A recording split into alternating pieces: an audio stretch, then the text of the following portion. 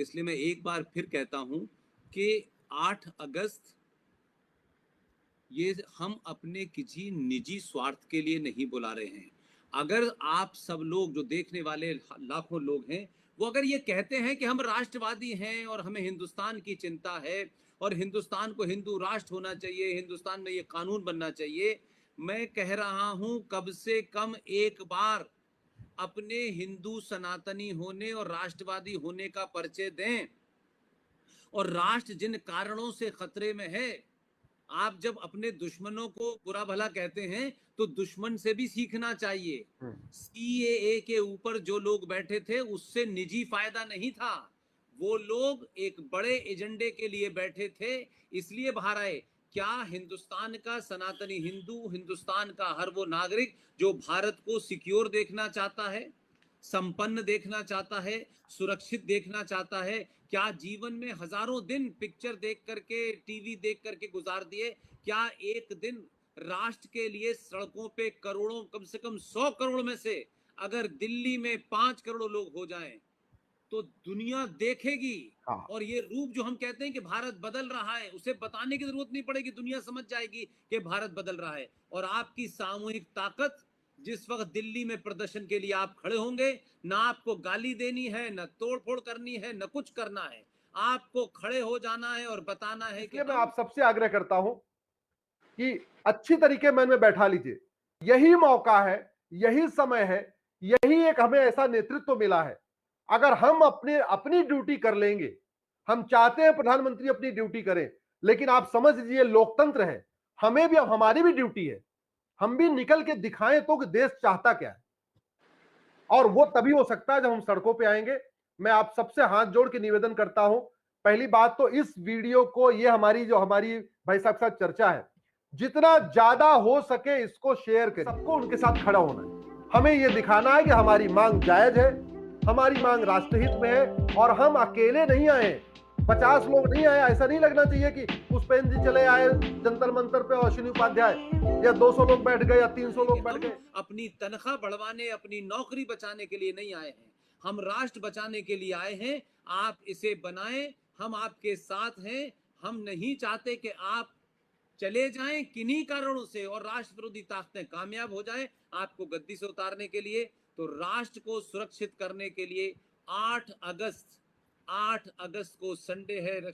ये कोई अश्वनी जी का पर्सनल निजी कोई एजेंडा नहीं है। इससे अश्वनी जी को कोई पैसा, कोई पदोन्नति, कोई उनके स्टेटस में फर्क होने वाला नहीं है। लेकिन अगर ये एक कोई विचार है, कोई थॉट है और वेल थॉट थॉट है और इससे अगर बदल सकता है तो ये अश्वनी जी भी आवाज उतनी ही बड़ी है जितना बड़ा कोई बहुत पद पे बैठा हुआ आदमी देता है। इसलिए पदों से लोग बड़े नहीं होते, कुछ लोग काम बड़ा करते हैं तो पद बड़ा हो जाता है। इसलिए सिर्फ पीआईएल दाखिल करना, सिर्फ कोर्ट में बहस करना, ये जिंदगी का एक हिस्सा है, लेकिन इसके पीछे का जो मर्म है, दर्द है, उसे हर आदमी समझे। और 8 अगस्त को ये अश्विनी जी की आवाज में मेरी आवाज पूरी ताकत से, और जो कुछ मेरी पूरी टीम है, मैं सबको उनसे बताऊंगा और उनको मोटिवेट करूंगा। और वो जो चेहरे हैं जो इस देश में, जिनकी क्रेडिबिलिटी है, जो किसी सत्ता से, किसी पार्टी से, किसी संगठन से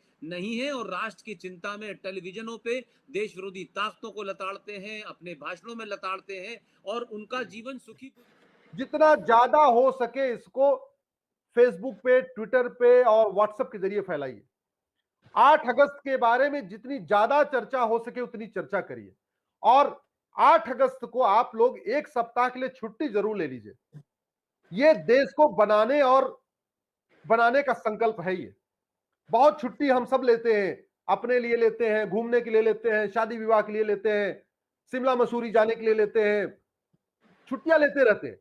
ये देश की बात है। 8 अगस्त को भी संडे है, 15 अगस्त को भी संडे है, बीच में जनरल बख्शी साहब आ गए हैं या आरसन भाई आ चुके हैं। ऐसे नहीं लगना चाहिए कि केवल गौरव आर्य आके बैठ गए, ऐसा नहीं। ऐसा लगना चाहिए कि पूरा सैलाब उतरा हुआ है, दिल्ली में पूरा सैलाब आया हुआ है और पूरे देश में सुखी गुजर सकता है। वो संपन्न लोग थे, लेकिन सब ने ये त्याग करके 24 घंटे, कल भी आरएसएन सिंह साहब बनारस में 2 घंटे बोले हैं, जबकि मैंने कहा कि उनके परिवार में निजी उनकी बड़ी सिस्टर नहीं रही इस कोविड के जमाने, उसके बावजूद भी वो रुके नहीं है एक भी दिन। उन्होंने इस बात का इंतजार नहीं किया कि आज ये समस्या है, आज वो समस्या है। वो ये कहते हैं कि ये जीवन है, इसमें बहुत कुछ होता रहता है, लेकिन राष्ट्र के लिए किसी काम के लिए ना जीडी बख्शी ने मने किया, ना आरएसएन ने मने किया, ना सुशील पंडित ने मने किया, ना ललित अंबरदार ने मने किया, ना अंकुर शर्मा ने मने किया। तो फिर मैं और आप जिनको चिंता है राष्ट्र की, कम से कम उस चिंता को सड़क पर आकर के जाहिर करें, देश की सत्ता को बताएं कि हम आपके साथ खड़े हैं। आप प्रधानमंत्री हैं इसलिए नहीं, इसलिए कि आपके ऊपर होने वाले दबाव के सामने हम इतना दबाव कर दें कि लोग कहें कि देशद्रोहियों का दबाव है 1 करोड़ का, लेकिन देश प्रेमी और राष्ट्र प्रेमियों के 100 करोड़ का दबाव है, तो 100 करोड़ का पल्ला भारी होगा। ये देश बदलेगा। ये समय समय पे मैं अश्विनी जी को बुलाता रहूंगा, क्योंकि जिस तरीके से ये धाराओं के माध्यम से देश के अंदर जो काम हो रहा है, हम समझते हैं पुलिस खराब है, हम समझते हैं जज साहब खराब है, वो विषय आदमी खराब नहीं है। वो जिस व्यवस्था में जाके बैठा है उसमें सभी को ऐसा होना है, उसकी मजबूरी है, उसके पास रास्ते कम है। लिहाजा इंडिविजुअल सब जगह अच्छे हैं, जुडिशरी में भी हजारों लोग अच्छे हैं। अभी गोगोई साहब गए, कितना बढ़िया काम करके गए, नियमों के कानून के तहत के करके गए, बहुत सारे बड़े बड़े पुलिस ऑफिसर करके गए, लेकिन सब में वो शक्ति नहीं होती। बीच में आपको 5 या 6 दिन की छुट्टी लेनी है, उतनी छुट्टी ले लीजिए देश के नाम पे। एक बार जरा आप निकल के आइए और प्रधानमंत्री जी का हाथ मजबूत करिए। हमें यह दिखाना है कि देश की जनता ये चाहती क्या है। प्रधानमंत्री जी को अगर कोई किसी तरीके से दबाव डालने की कोशिश करेगा तो प्रधानमंत्री जी भी तो कहेंगे ठीक है भैया जाओ संभालो, जरा भीड़ संभाल लो। वो भी तो कम से कम वो भी फक्र के साथ कहेंगे जरा देखो सड़क पे क्या हो रखा है, जरा देखो जरा कितने लोग आ चुके हैं दिल्ली में, देखो जरा धरना किस लिए हो रहा है। तो हमें अपनी एक लोकतांत्रिक ताकत दिखानी है भाई साहब। ये मैं कहना चाह रहा था। और अगर ये एक सैलाब निकला हुआ है, सब कह रहे हैं भ्रष्टाचार भारत छोड़ो, सब कह रहे हैं भ्रष्टाचारियों भारत छोड़ो, सब कह रहे हैं घुसपैठियों भारत छोड़ो, सब कह रहे हैं मिशनरियों भारत छोड़ो। ये एक आवाज हमें जाना चाहिए उस 8 अगस्त को। तो ये विषय वैसा मुझे कहना था।